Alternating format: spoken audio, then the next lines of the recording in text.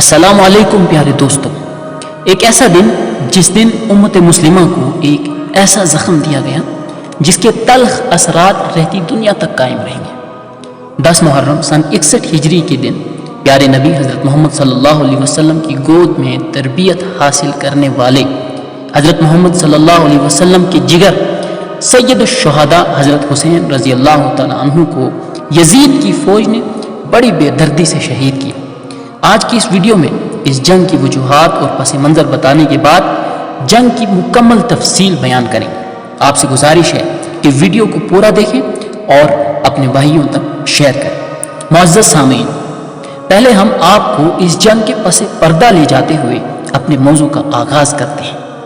35 ہجری مطابق 656 عیسوی میں باغیوں نے تیسرے خلیفہ حضرت عثمان غنی رضی اللہ عنہ کو شہید کر دیا تھا، جس کے بعد حضرت علی رضی اللہ تعالیٰ عنہ منصب خلافت پر فائز ہوئے تھے۔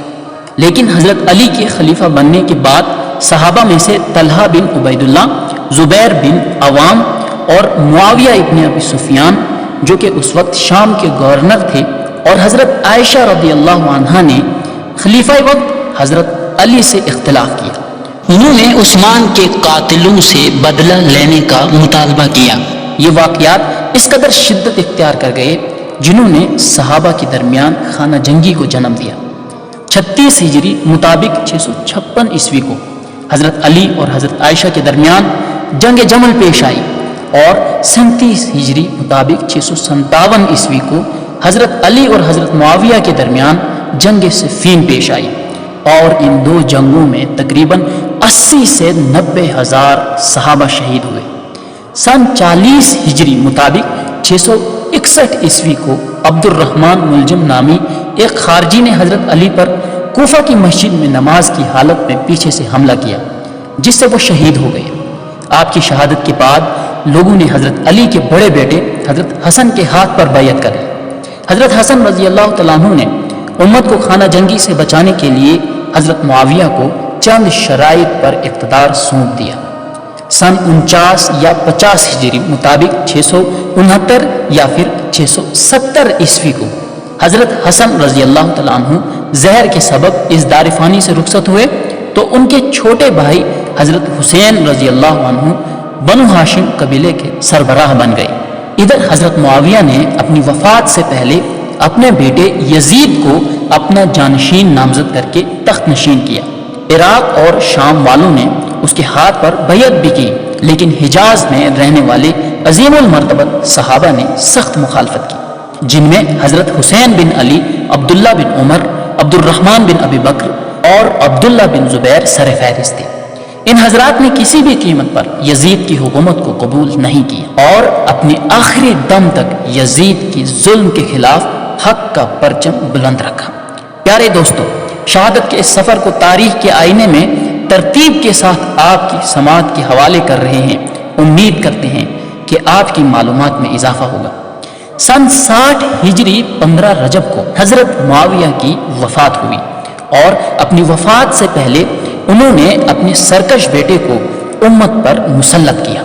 اس ناجائز اقدام کے خلاف حضرت حسین نے اپنا سفر جہاد شروع کیا، اور 28 رجب سن 60 ہجری کو مدینہ منورہ سے روانہ ہوئے۔ 3 شعبان 60 ہجری مکہ مکرمہ پہنچے۔ 10 رمضان المبارک 60 ہجری کو کوفیوں نے حضرت حسین رضی اللہ عنہ کو پہلا خط بھیجا۔ 12 رمضان المبارک 60 ہجری کو قیس بن مسہر کے ذریعے 150 خطوط حضرت حسین رضی اللہ عنہ کو موصول ہوئے۔ 14 رمضان المبارک 60 ہجری کو پھر سے کوفہ کے بڑے بزرگوں کی طرف سے حضرت حسین کو خطوط پہنچے۔ یہ خطوط ہانی بن ہانی اور سعید بن عبداللہ حنفی لے کر آئے، اور ان تمام خطوط میں اہل کوفہ نے حضرت حسین رضی اللہ تعالیٰ عنہ کو کوفہ آنے کی دعوت دی تھی۔ 15 رمضان المبارک 60 ہجری کو مسلم بن عقیل مکہ مکرمہ سے کوفہ روانہ ہوئے، جنہیں حضرت حسین رضی اللہ تعالیٰ عنہ نے کوفہ کی صورتحال کا جائزہ لینے کے لیے بھیجا تھا۔ 5 شوال 60 ہجری کو مسلم بن عقیل کوفہ پہنچے۔ 8 ذی الحجہ 60 ہجری کو حضرت حسین رضی اللہ تعالیٰ عنہ بھی مکہ سے کوفہ روانہ ہوئے۔ 9 ذی الحجہ 60 ہجری کو مسلم بن عقیل کو کوفے میں شہید کر دیا گیا۔ نیا سال شروع ہوا اور 2 محرم 61 ہجری کو حضرت حسین رضی اللہ تعالیٰ عنہ کا کارواں کربلا پہنچ گیا۔ 3 محرم 61 ہجری کو عمر بن سعد 4000 کا لشکر لے کر کربلا پہنچ گیا۔ یہ ابن زیاد کے لشکر کا سپہ سالار تھا۔